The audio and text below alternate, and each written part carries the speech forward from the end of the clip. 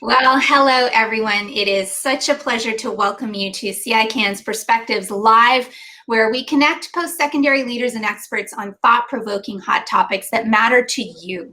I'm your host, Catherine Clark, and on today's show, we will be engaged in an important, timely discussion about where Indigenous education and sustainability intersect.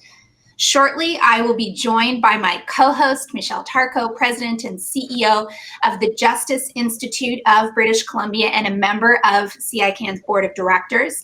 Michel will be hosting a lively discussion with our guests today.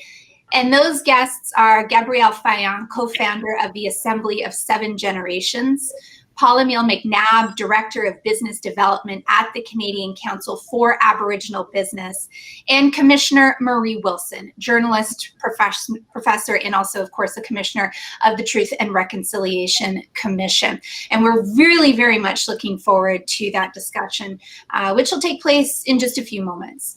Now, of course, we all know that events of this nature are simply not possible without exceptional corporate partners, and CICAN would really like to recognize the ongoing contributions of Avis Budget, BGIS, Field Effect, and TD, who support so many of our activities, including bringing you Perspectives Live. So thank you to those organizations for their dedication to this important initiative and the conversations that grow out of it.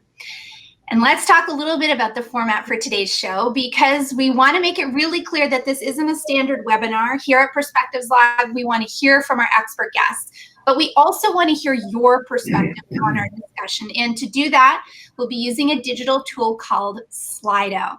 I know that many of you have used Slido in the past, but for those of you who have not, here's a little bit more info. First of all, I encourage you to type the following address into your browser, no matter what device you're using. And that address is www.slido, so that's slido.com. You'll be asked to put in the hashtag for this event, which is Perspectives Live, and then you're all set. You're part of the conversation. And Slido really is going to be an essential tool for us this morning. Or it's morning for some of us today. Here's why. Slido lets you ask questions. It lets you like questions posed by others.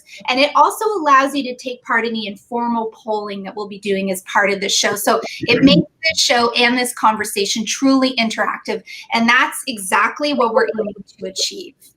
Michel and his guests will have their conversation, like I say, in just a couple of minutes, but I encourage you to type in your questions on Slido as they occur to you, because I'll be directing those questions to Michel and to our guests in the final segment of our show today, and we will try to get to as many questions as we possibly can. So let's give Slido a try right now. We're going to do a test. We're going to begin with a simple polling question, and here it is. From your perspective, has sufficient concrete action been made with respect to moving forward with the Truth and Reconciliation Commission's 94 calls to action? All right, so now's your time to vote. And in a moment, we'll come back to this. We'll see how you feel. This is going to be open for the next short while, so you have some time for those of you who are still getting into Slido to vote on this question, but please do. We're anxious to hear what you think. And now I really am absolutely delighted to be joined by CICAN's President and CEO, Denise Amiot. Denise, it is good to see you. How are you today? Welcome. It's a really crucial topic that we're discussing today, and I want to turn things over to you now to help us set the stage and offer some personal thoughts. Thank you, Catherine. Hello, everyone, and many thanks to all of you for taking the time to participate again today in Perspectives Live episode. I take this opportunity to acknowledge that the land on which we are hosting our virtual show is the traditional unceded territory of the Algonquin Anishinaabe people. I would also like today to take this opportunity to acknowledge the shocking and heartbreaking tragedy that occurred at the Kamloops Indian Residential School. I extend my deepest condolences to the families and communities affected by this tragedy and all those in mourning. Please join me for a moment's reflection to commemorate the lives of the children, documented and undocumented who were killed in or died escaping from residential schools, and to reflect on Canada's ongoing colonial legacy that continues to affect Indigenous communities to this very day.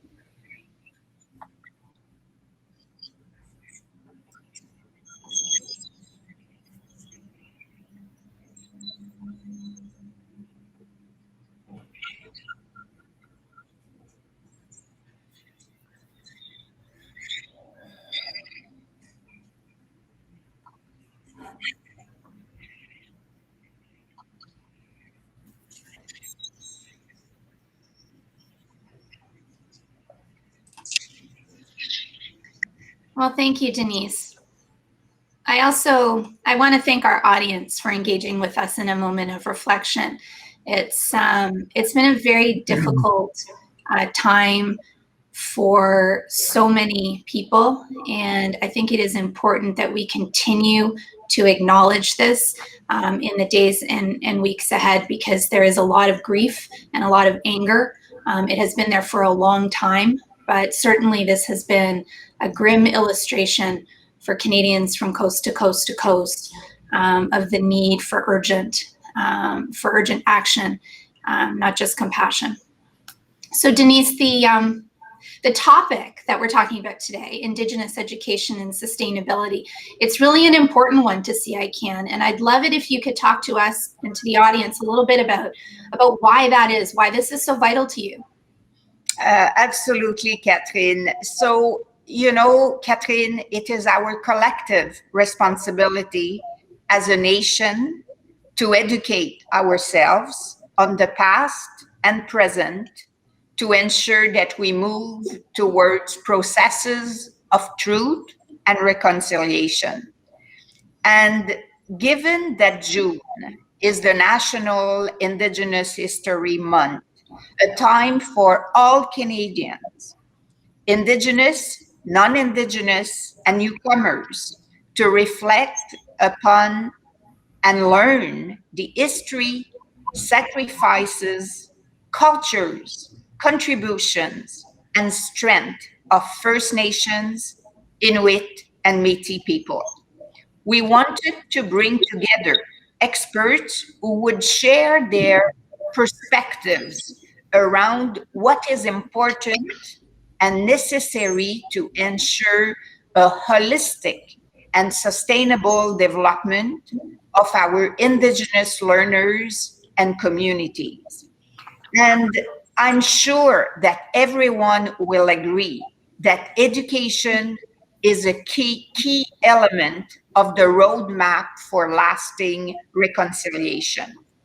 Colleges and institutes across Canada are the primary access point to post-secondary education for First Nations, Inuit, and Métis learners. And they are deeply engaged in advancing reconciliation and empowering communities. Colleges and institutes work in close partnership with local Indigenous communities to remove barriers to education for learners and promote a culture of respect and inclusion. This means that finding a balance between culturally relevant and accessible programming for Indigenous populations, and have strategies that enrich mainstream learning models with traditional knowledge is so important.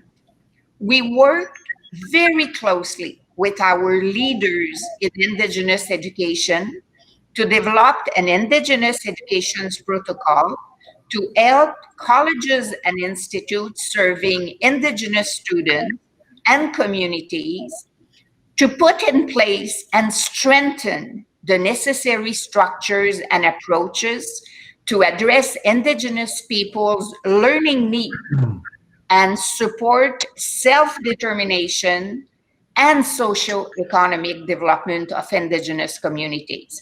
This protocol is half a page long.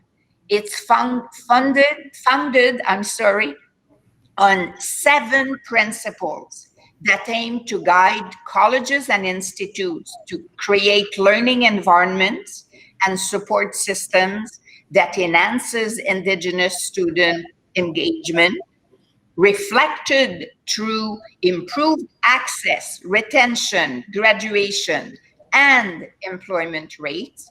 Second, ensure that Indigenous culture and history is embedded in the curriculum. Third, create a campus that physically reflects culturally relevant Indigenous perspectives and traditions. And fifth, that increase understanding and reciprocity among Indigenous and non-Indigenous peoples. And you will see a link to the protocol in Slido. The work that our colleges and institutes are doing is critical towards achieving reconciliation and to have an improved quality of life for Indigenous people. However, we all know that more and more needs to be done. Collectively, the educational sector, the private sector, the businesses, and governments must work together to continue to build and strengthen collaboration and partnerships to implement priorities identified by Indigenous communities. We need to support community development through a holistic, strengths-based, and community-led process. This could include capacity building initiatives such as Indigenous business development and entrepreneurship. Of course, ensuring that the principles of respect for Indigenous knowledge and worldviews is there at all times. I will stop here, Catherine, as I would like to give our guest speakers as much time as possible to share their perspectives on today's topic. Well, thank you, Denise. And that was indeed an excellent way to set the stage for the stimulating conversation ahead between my co-host, Michel Tarko, and our expert guest speakers. And before we proceed, just a quick reminder that there's still time to vote on the initial polling question we asked at the start of the show, and we'll get to the results after our panel conversation. And of course, please also do not hesitate to ask your questions through Slido at any point. We will get to those shortly too after the main conversation. Let me please officially welcome my esteemed co-host, Michel Tarko, President and CEO of the Justice Institute of British Columbia, a member of the CICAN Board of Directors, and a proud Métis with Cree Nation and French heritage. Michel is joining us from British Columbia, and it's great to have you here, Michel. Welcome.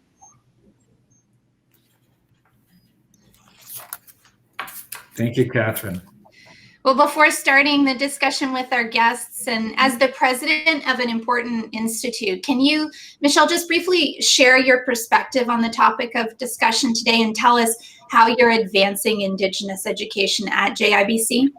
Yes, absolutely, Catherine. And I just want to note that I'm also situated on the Coast Salish territory, the unceded territory, the Musqueam, and the Kakite First Nation here in New Westminster.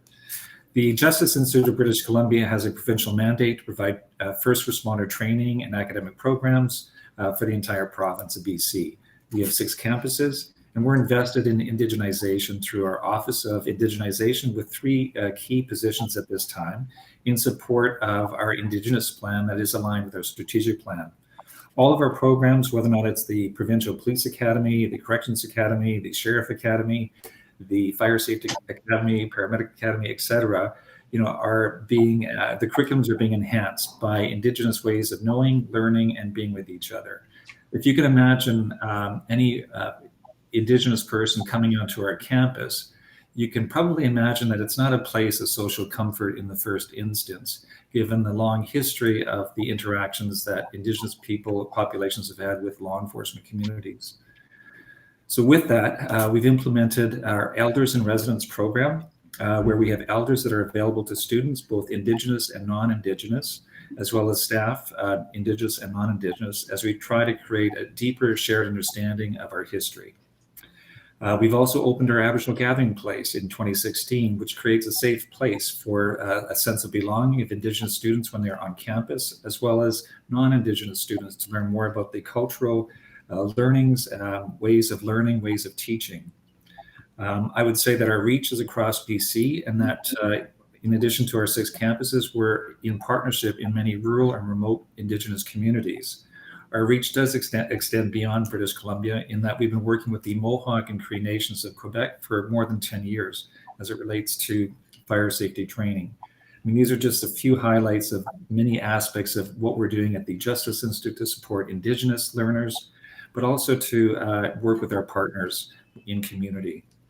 Later this month, we'll be rising for the first time a welcome post. That's the tradition of the Kakite First Nation. Many people across the country may be familiar with totem poles, which are very customary for other nations, but here in New Westminster, it's a welcome pole. And we're really excited to be able to do that later this month during National Indigenous History Month. So maybe I'll stop here. Well, Michel, that's really great. Those are important steps. And I know that the conversation you're about to lead is going to be fascinating, and perhaps also provide other ideas and bits of inspiration that other organizations across the country can adopt as well, as we work to make this more of a reality. Now, before we get to your conversation, which I keep promising, and it is coming, let me quickly reveal the results of our poll from earlier in the show.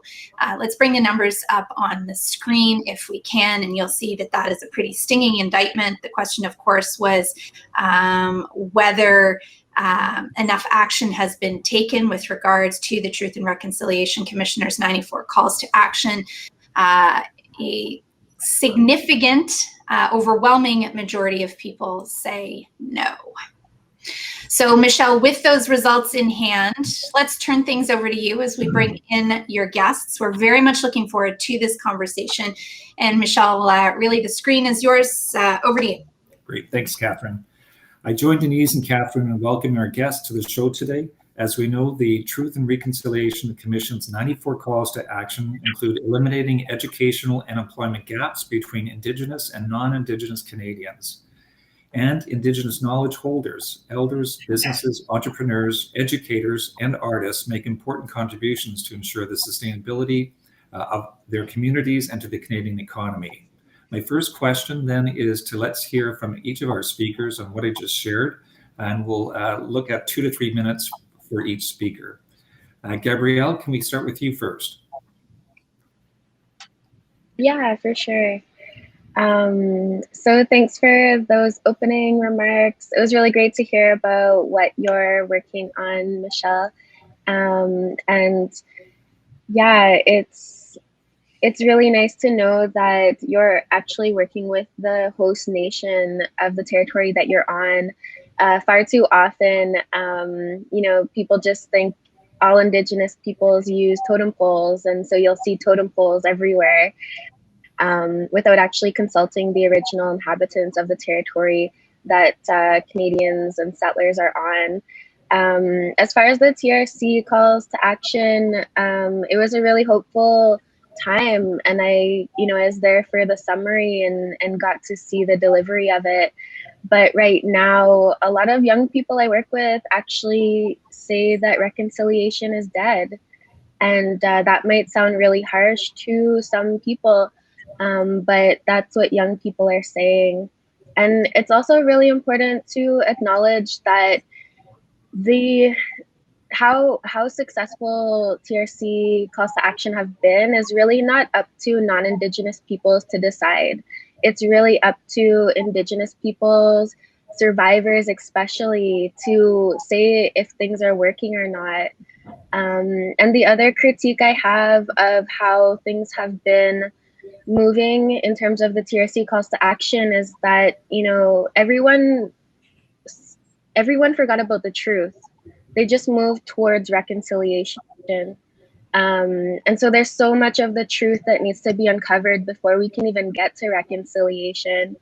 And when we're talking about reconciliation, it's really important that you actually read the calls to action before just throwing reconciliation on anything you're doing. It's really disheartening to see reconciliation as a marketing tool or a PR campaign, because that's our relatives, that's our cookums, our mushums, our parents. Even some folks in my generation have gone to residential schools. And so we want to see real action. We don't want to just see it as a marketing tool and put onto everything to kind of, alleviate some of that guilt. So Miigwech hi for having me. Thank you, Gabrielle. Commissioner Wilson, I would like to invite you to share your thoughts on this question as well. Your question is a big fat question because it includes many elements in it. But let me just share some of these opening remarks. I think, yes, it is good. I do believe it is always really good and important to lift up and to appreciate where progress is being made and when sincere and collaborative efforts are being made. I think it's important because I think one of the pieces that is severely missing when we talk about progress on the implementation of the 94 calls to action, I just have sound here. I'm just going to close and I skipped a really important step. May I just say, I'm coming to you from Yellowknife, and it is the traditional territory of the Willowday peoples of the Dene Nation, Treaty 8 territory. There's a big lake outside me, and that's a float plane that you're hearing in the background. That's why I just reached over to close the window. I apologize for that sound. It's a wonderful summer sound. But I want to make the point that communication is hugely important. And I think that one of the reasons that people feel uncertain whether any progress has been made is that there has not been articulation of a cohesive reconciliation strategy for the country that was built into our calls to action. We don't have that, and we don't have the mechanism in place, which is of the National Council for Reconciliation, which would allow us a kind of home base for tracking how we're doing as a country, lifting up those things that are positive, that we need to be inspired by, because we need to feel that it is possible for things to get better, and at the same time being able to zero in on those areas where there's still serious and devastating work to be done, and where we may need to prioritize both in resources and attention, and frankly humility, to say we've got to do way better in certain areas. I really want to acknowledge my panelists, all my panelists here, and you, Catherine, for the conversation. But I want to particularly zero in on what my friend Gabrielle said, that it's important that we not allow ourselves, in our desire to be seen to be doing better, to kind of wallpaper reconciliation over everything that's going on. I am not of the view that having drinking water in every community is a gesture of reconciliation. I see that as a measure of basic human rights that have long been articulated in international fora, and we should not be holding that up as a measure of progress on reconciliation. That is not what we're talking about there at all. And I'm not saying that shouldn't be happening. Of course it should be, and is long overdue, but it is not a reconciliation gesture. It is our core duty and responsibility as a society and as a government in providing equitable services to all citizens.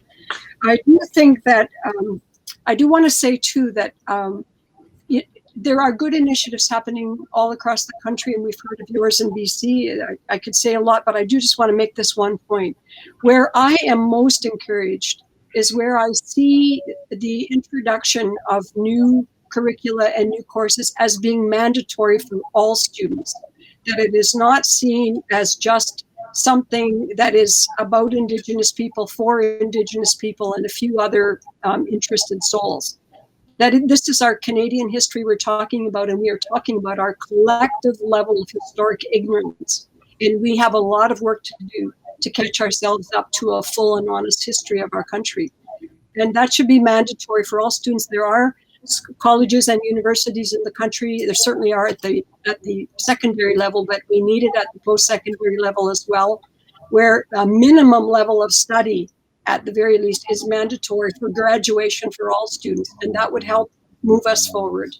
And the final point I want to make is that I think there's a huge piece of work that can be done. It sounds like it may be starting in some sectors from Denise's good opening remarks, but for the colleges and universities to be also the centers of excellence for all kinds of sectors outside of the formal educational system, where, and maybe that's a throw to Paul-Emile, but I know in the corporate world, there's a lot of catching up that needs to happen there, and not just in Indigenous businesses, but in the corporate sector. And we could pick any sector of society. So I'll just leave it at that for now. Thank you. Thank you, Marie. Next, I'd like to invite Paul-Emile over to you.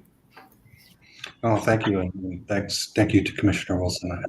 I completely agree, and I think one of the things we've done at the Canadian Council for Aboriginal Business, in terms of TRC's Section 92, which is business and reconciliation. So, obviously, right now we're looking at upwards of 60,000 Indigenous businesses across Canada, and First Nation, Inuit, Métis companies, community economic development corporations, urban within community businesses.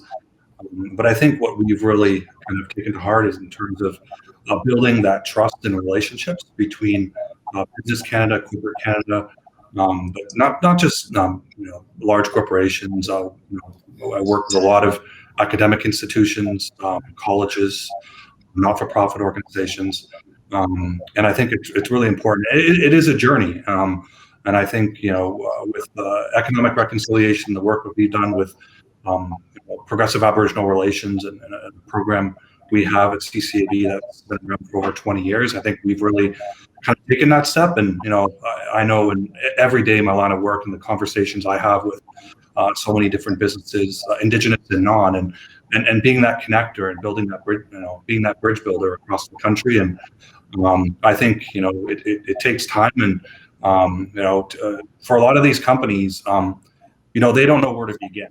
So it's kind of, I really take that to heart, and being able to kind of take, obviously, my teachings, what I've learned. I mean, I learned from elders in terms of, my working in Indigenous knowledge and the experience I have, but just obviously supporting Indigenous businesses, but education and talking to companies and saying, here's, Indigenous businesses, in a lot of ways are succeeding as well. There's some great stats in terms of Indigenous women in business and innovation, innovating more than non-Indigenous businesses, even Indigenous business as a whole in terms of trade and exporting. They do very well. So lots of great opportunities. I think there's a lot of great success stories, and that's what I really take pride in at CCAB in terms of sharing all the great success stories of First Nation, Inuit, and Métis entrepreneurs across the country. Thank you. Thank you so much, Paul-Emile. And thank you for each of our guest speakers and providing your thoughts on the current context. I'd like to invite you to respond and share your perspectives now on how can we ensure equitable and sustainable access to education for Indigenous populations, which in turn will contribute to the social, cultural, and economic development and prosperity of their communities and society as a whole. Who would like to be the first guest to respond?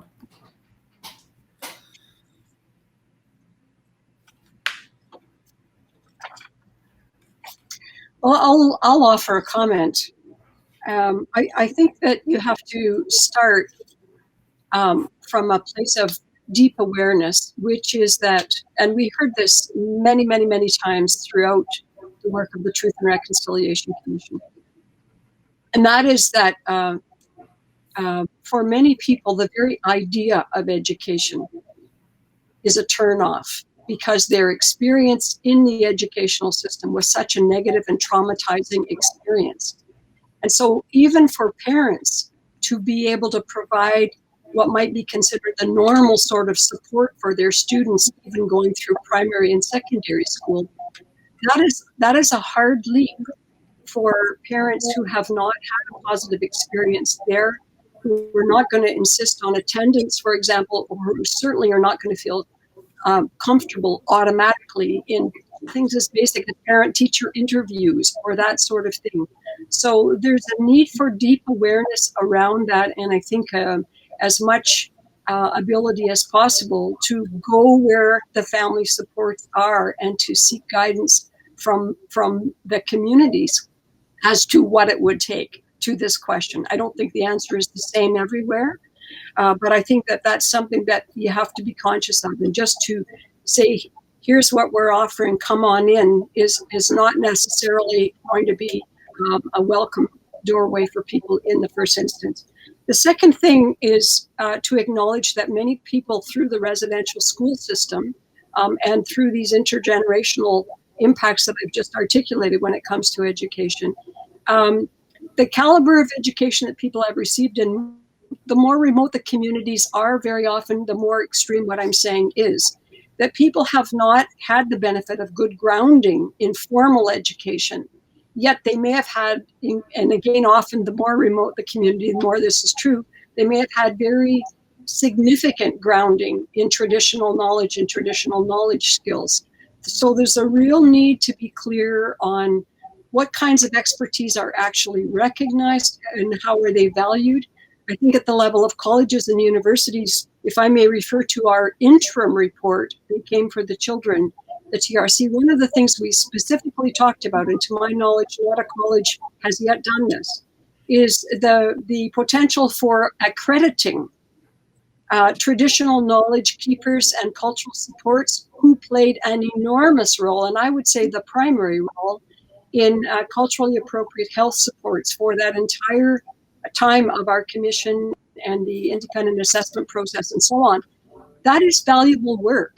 We, in any other context, we call that first responders. We call that people who know how to respond in the context of trauma. And these are very often people who have had their own traumatic experiences, but who have also practiced and done special training and skills and had on-the-job training, very exhausting, demanding on-the-job training over the course of our commission. There's not a scrap of paper to acknowledge that, to say, what is the worth of that? And so every time there's a community crisis, including, if I may say, across cultures, returning soldiers who are struggling with PTSD, why would we not call upon this huge body of PTSD experts in a different context, but the principles being the same, and say, we are going to invest further here. And I'm not saying, by the way, that everyone was great, and some of them were not, and some of them were clearly the walking wounded, and they were more of a demand than a support, but there were others who were extraordinary. And we've done nothing to acknowledge that, because we have measures that are restrictive that say, yeah, but that's not school learning. So that's a thing that I would put out there. And then the last thing I just do want to say about accessibility, we have students who went through schools and said never once did they receive a report card, never once did they have no evidence even of their undergraduate school training. So that doesn't mean they don't know anything. It means they have none of the normal measures that we use to decide, which is transcripts and paper. And we're so anally limited by that so I think it would really benefit to develop alternative ways of assessing and testing and finding culturally relevant comparatives to assess what people actually do know and what they're capable of. And that's getting beyond, by the way, expectations around perfect English or perfect French. Because the reason those things are not perfect is because we knocked it out of people. And so, but the final point related to this is many who are looking to go back to school or to receive education are advanced. And so they have families and they have children and they have, and so the idea of community support, the idea of being further removed from your family, when being removed from your family has already been a very high cost for most Indigenous families, that there's a need for colleges and universities to think aggressively and to expect aggressively financial supports to allow for families to be present, and so that there's full support and there's not an expectation of separation from family in order for people to get the education they need. Those are just some initial thoughts. Thank you. Thank you, Marie. Other reflections, Gabrielle or Paul-Emile? Yeah, I could jump in. I 100% agree with everything that Maria shared. I really believe that, you know, all post-secondary education really has to consider all of the barriers it takes Indigenous peoples to get to that place. So, for example, Marie touched on not having clean water. Like, that is something that most Canadians don't even have to worry about. But for many Indigenous folks, that's an everyday reality. You know, not having access to proper housing or access to, you know, some of that stability that many people with privilege are accustomed to. It's such a struggle just to get to post-secondary education for Indigenous folks. And so let's meet people where they're at instead of, you know, trying to tell people where they should be without actually understanding all the circumstances. That's how we really operate at A7G. We really try to meet folks where they're at and also not determine what success looks like for them. Success can look very different for Indigenous folks. For me, success was just getting out of poverty. And so that was my success. And it took a lot to get me out of poverty and to have for me to be here right now. The other thing I wanted to mention is that I really feel that post-secondary colleges and institutions really need to work with local Indigenous communities instead of in competition with Indigenous communities. And so often what we see is that, you know, there'll be like a student lodge that comes up and a student group and all of these things, but they actually work by themselves and away from community. And that takes, you know, resources and, you know, people out of the bigger community and kind of isolates them, which is really unfortunate. So I would really love to see that be done very differently. And just in general, colleges and institutions to really meet Indigenous folks where they're at and, you know, meet the needs and also the desires of Indigenous students. You really have to be able to do, like, think outside of the box. So it's really hard. I know that there's like a lot of structures in place and a lot of red tape and sometimes to do things that Indigenous students want to do or love to do is really difficult, but we really need allies within these institutions to advocate with us, not for us, but with us. And so I would love to see, you know, all of those things that Marie Wilson mentioned. That would be beautiful. Like we struggle on the ground. We struggle to keep communities alive and thriving. And we're not recognized as like a formal group or I don't have like a formal title. I don't have any of these really fancy names to put beside my name, but I can tell you that I do the work and I'm doing all kinds of work to keep communities alive that's so unrecognized by the greater Canadian society. The other things I'll really, I just want to mention too, is that land-based learning is, you know, life-changing. And so I don't think that it's appropriate for colleges and institutions to kind of like determine what that looks like or put more barriers around what that looks like. But I would love for colleges and institutions to rethink that and rethink what programming looks like.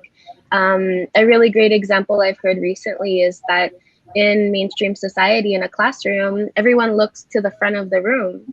But within Indigenous knowledge and being out on the land, I can tell you, you're not just looking straight ahead. You're looking beside yourself. You're keeping track of what's behind you. You're also learning with your nose, your mouth, your hands, your feet, you know, all of these senses that we don't get inside a traditional classroom. And then the last thing I'll mention is, you know, 100% we need languages. We need Indigenous languages to be acknowledged and honored because that's the legacy of residential schools. Those languages were stolen from us. And so it really is many Canadians' responsibilities to ensure that we can reclaim our languages and support us in doing that. So I'll pass it over to my panelists to share some more. Thank you, Gabrielle. We have about 4 minutes still to go, and so Paul-Emile, any other reflections before I address the third question, which I think you've already kind of touched on with our first two guests? Yeah, no, I just want to echo what Gabrielle says in terms of Indigenous entrepreneurship. I think that's so important. I know CCAB has been actively involved in supporting new programs with colleges and universities, whether it's University of Waterloo or Algonquin College, the Indigenizing Entrepreneurship programming and courses. So that, I think, is something that is so very important in terms of creating these programs by Indigenous people for Indigenous people, and proud to contribute to that, and hopefully that grows in terms of education, making sure that Indigenous knowledge plays a strong role in that, in the development of these programs moving forward. Yes, indeed. So my last question is all about how can colleges and institutes continue to better support Indigenous people, communities, businesses to build a more equitable, prosperous future? So we've heard from Marie and Gabrielle and yourself, Paul-Emile. Any other reflections that you would like to share with the audience?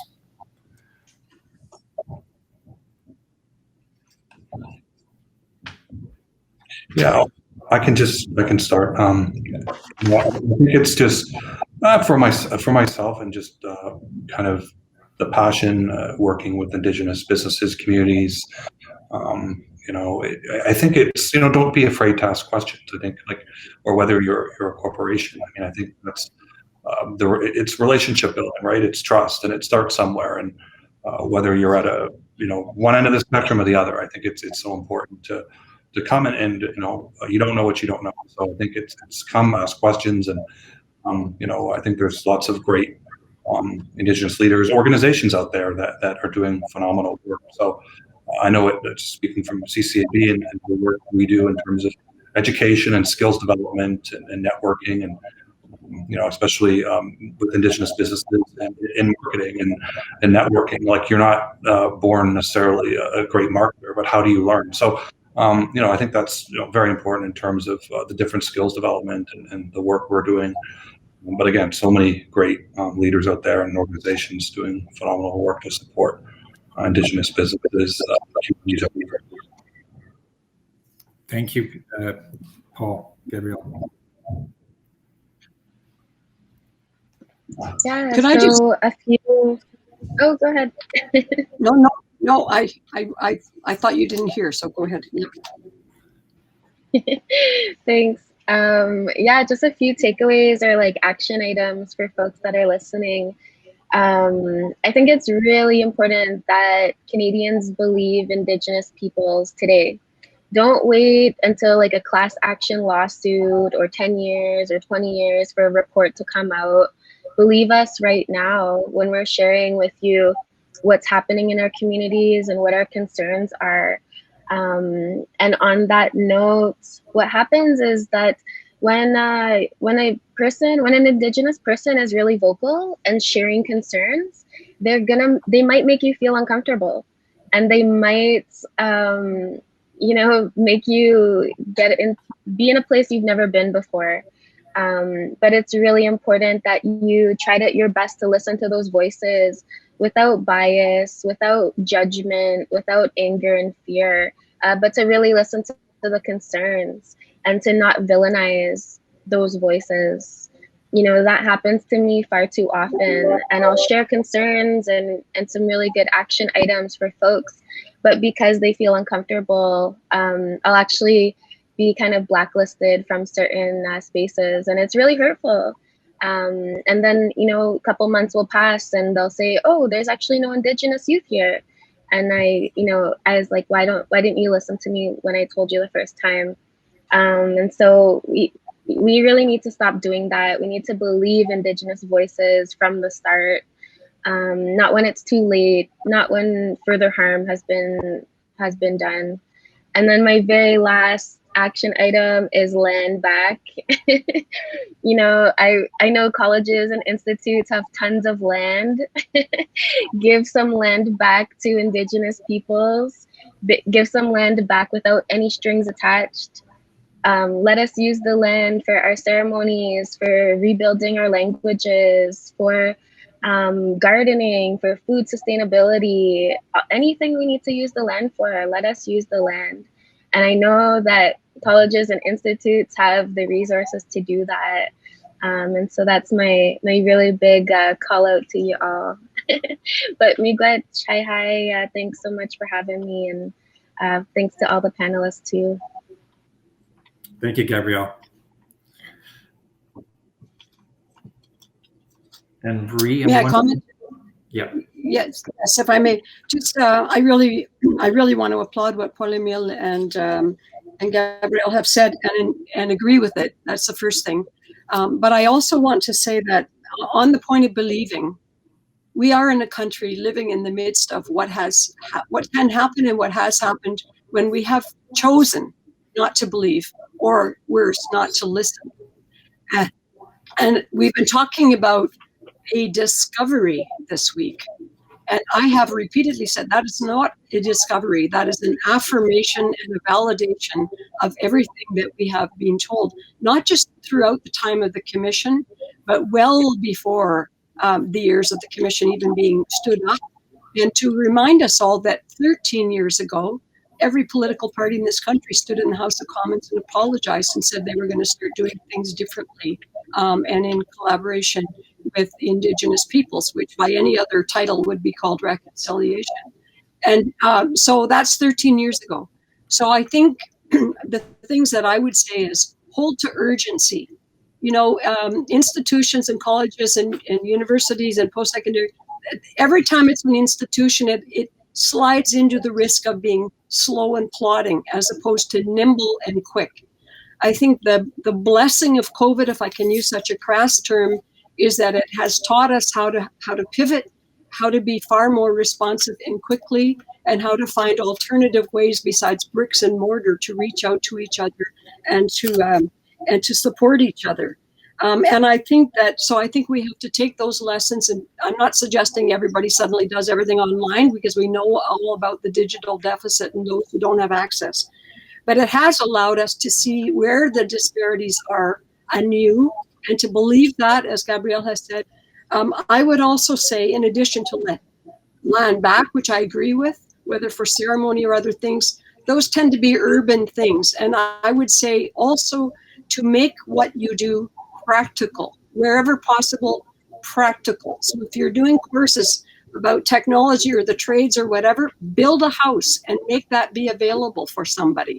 And allow people who are going to be benefiting to be part of that, whether they're an enrolled student or not. You know, sweat equity is a long tested and proven ability, both to feel pride in what you're doing, but also to learn skills along the way. And for the colleges to learn things along the way. That is an example of your principle of reciprocity. But make it practical so that we're advancing things and building capacity through the very classrooms you're talking about. And I'll leave it at that for now. Thank you. Thank you, Marie. I think we're out of time with our guests, so thank you to each participant. I really appreciate your expertise and your insights. Back to you, Catherine. Well, thank you, Michelle. And we have a bunch of questions through Slido, and I really want to thank our audience for their engagement and their participation through that portal, because it allows for a more fulsome discussion, and we've had some exceptional comments from our guests so far. So first question, and Michelle, I'm actually going to ask you to tackle this first. If sustainability means leaving no one behind, how can we ensure that access to post-secondary education for Indigenous populations remains top of mind? Great.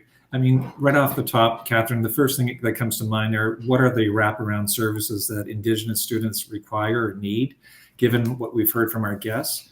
You know, I think about, I was talking to a person from UBCO just in the last couple of weeks, where they've created a pathway for Indigenous students who may not have a transcript, don't have the GPA. You're enrolled to engage in 12 credits of study, and then you can choose what path you want to go in. I mean, talk about innovative ways of access to education, higher education, just a couple of examples.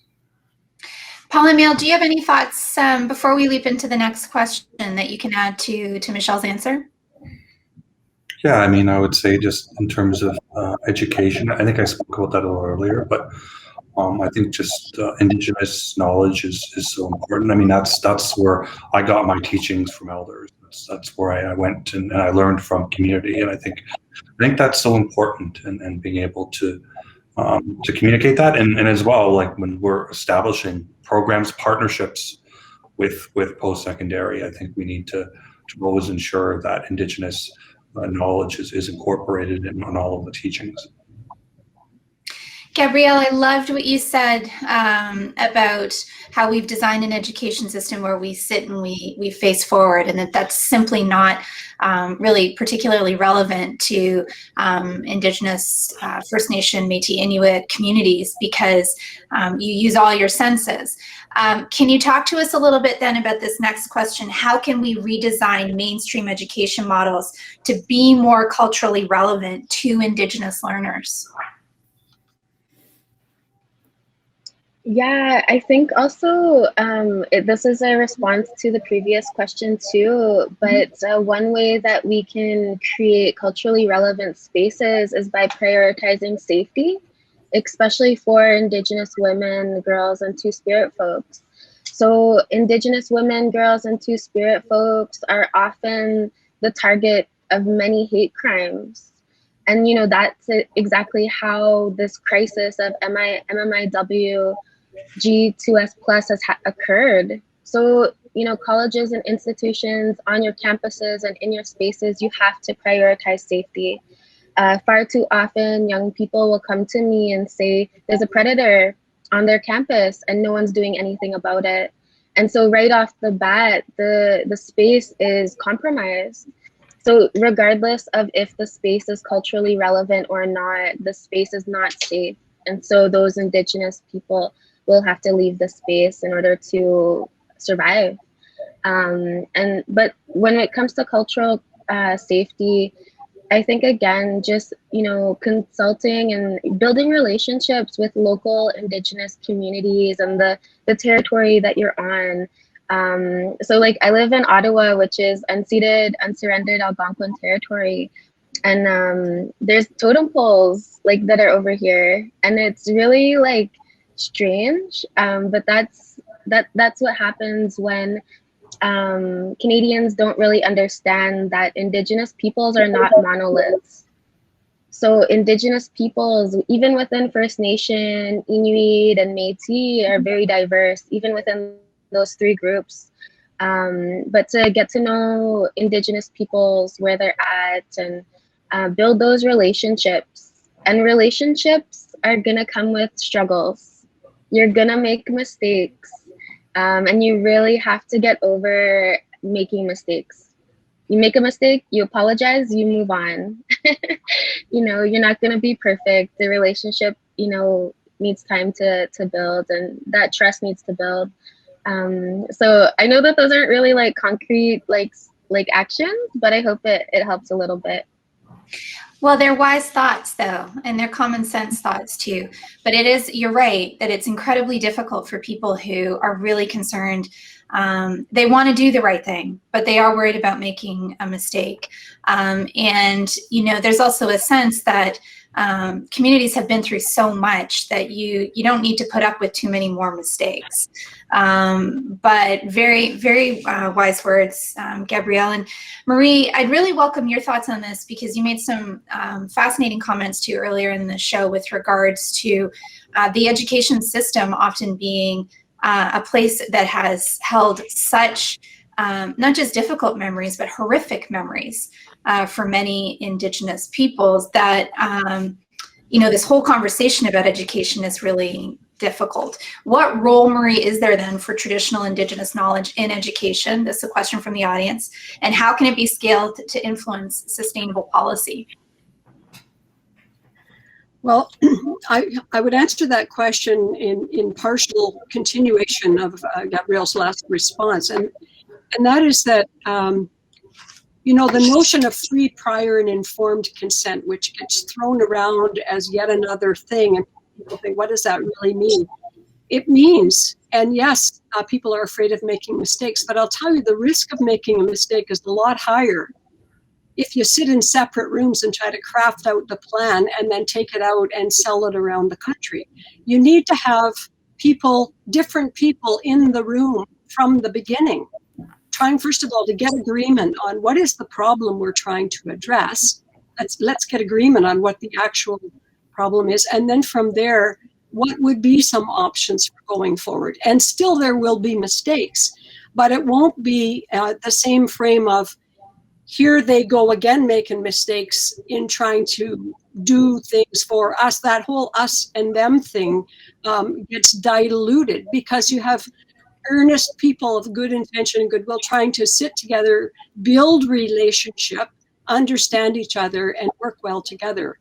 And so I think that my answer, not meaning to cop out because there's no prescription for it, but it is more about process to say, who's involved in the conversation and at what stage. And I think the more people can be involved from the beginning, the better off you'll be. And it's not going to be the same answer everywhere across the country.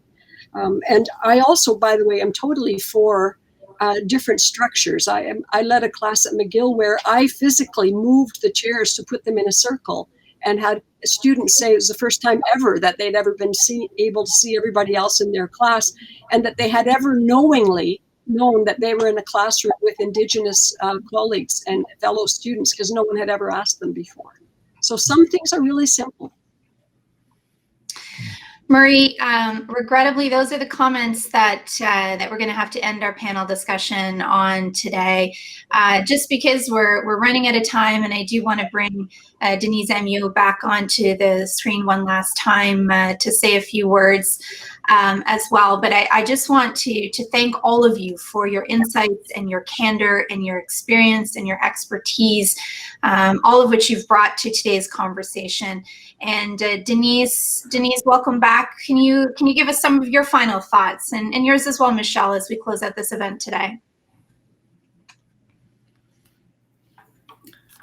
Sure, Catherine. While Denise is coming back in, I mean, what really jumps out for me is from our guests, you know, the idea or the notion of land-based learning and how that is life-changing. The idea of really grounding ourselves in traditional knowledge with knowledge keepers. The idea of working with business and corporate industry as it relates to the centers of excellence that Marie touched on, that many institutions are developing, or maybe they're already there. Well, how do you support your local communities, business and industry-wise?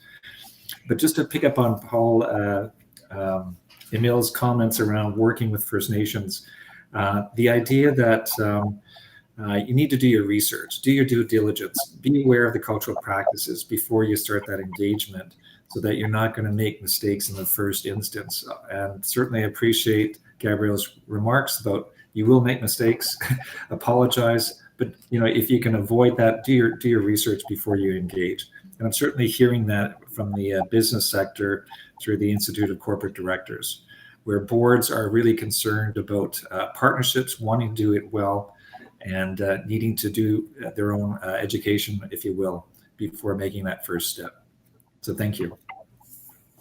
So Catherine, what I would say, I wrote 7 takeaways, or I call them my 7 teachings coming from all our panelists. So I'll just share 2 of them because of time and because Michel took away my 5 others. What I retain is nimble and quick action, build relationships, and also what Marie said with respect to, we need to know about the progress made in order to be inspired and encouraged, and also be able to focus on what else needs to be done.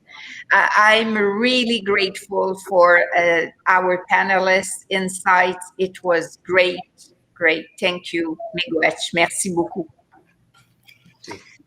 Well, thank you, Denise. Thank you, Michel. And of course, thank you very much to Marie, Gabrielle, and Paul-Emile for being with us today. And thank you, ladies and gentlemen, for being a part of the conversation and your engagement through Slido. This is the last show of the season for the English version, but of course, the French episode of Perspective en direct is out on Wednesday, June 23rd. We'll hope you'll join us for that. But finally, a warm thank you again. This is an important topic. It's an ongoing discussion.